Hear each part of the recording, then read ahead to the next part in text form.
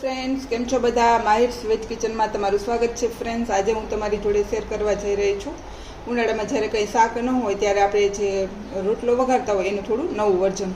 તો એના માટે મેં 1 ચમચી જેટલું સુધારેલું લસણ લીધું છે, થોડા સરગવાના પાન છે, એક મોટી સિંગ સરગવાની છે કટિંગ કરેલી, એક મોટી ડુંગળી, એક ટમેટું અને આદું, વઘાર માટે લીમડો અને 2 મરચીના કટકા, થોડા તલ, પલાળેલા પૌવા અડધી વાટકી. અને અત્યારે ઉનાળામાં આપણે બાજરાનો રોટલો ન ખાતા હોય તો આ મકાઈનો રોટલો છે, ઠંડો જે વધેલો હોય એને કટિંગ કરેલો, અને છાશ.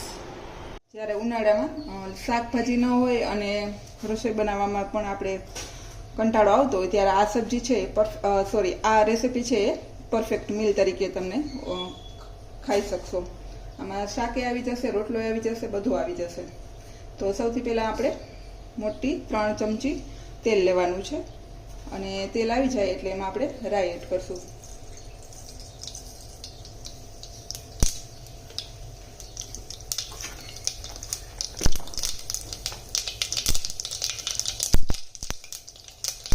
રાઈ ફૂટે એટલે જીરું, હિંગ, મીઠો લીમડો,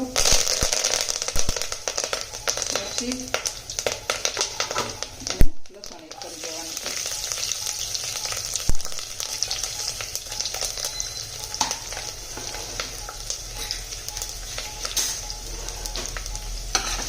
થોડી વાર હલાવી અને આપણે અત્યારે તલ પણ એડ કરી દઈશું.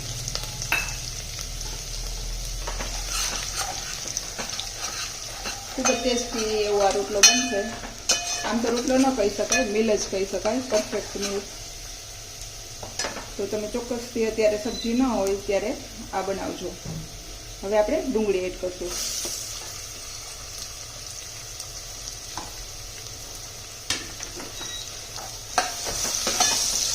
ડુંગળીને થોડી આપણે હલાવી લઈશું.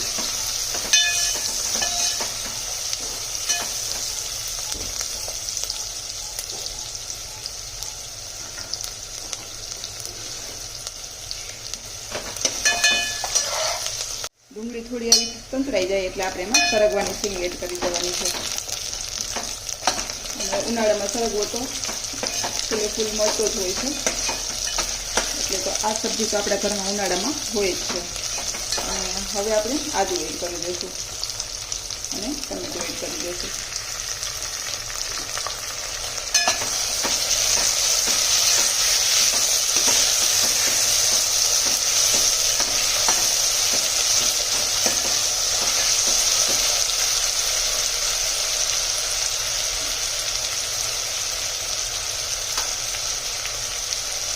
થોડી હળદર,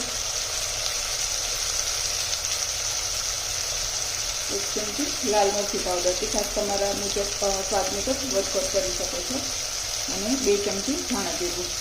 આમાં આપણે ધાણા જીરુંનો થોડો વધારે ઉપયોગ કરવાનો છે, જેથી કરીને ટેસ્ટ સરસ આવશે.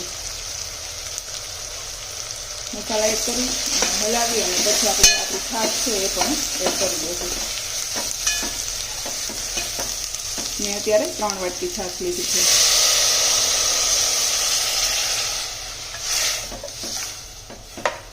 જ્યાં સુધી ઉકળે ત્યાં સુધી આપણે એને હલાવતા રહીશું. સતત હલાવતું રહેવાનું છે, કારણ કે આપણે છાશ નાખી છે એટલે એ થોડી ફાટી જાય ગરમ થાય ત્યારે, એટલે આપણે એને હલાવતું રહેવાનું છે.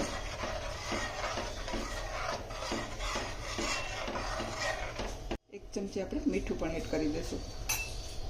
જુઓ ફ્રેન્ડ્સ, આપણી છાશ છે એ સરસ ઉકળી ગઈ છે અને જરા પણ ફાટેલી નથી. તો હવે આ સ્ટેજ ઉપર આપણે અત્યારે પૌવા એડ કરી દઈશું, જે આપણે પલાળેલા રાખ્યા એ.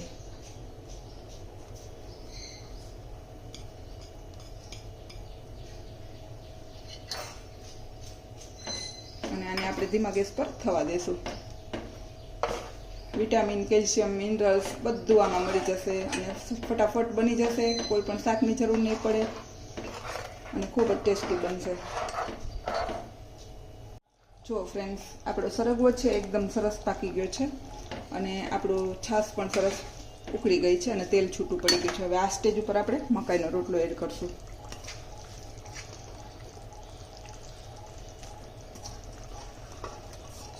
આ મેં મોટા કટકામાં કટ કરેલો છે. તમને નાના મોટા એકદમ ઝીણું ભૂકો કરીને ફાવતું હોય તો એ પણ એડ કરી શકશો.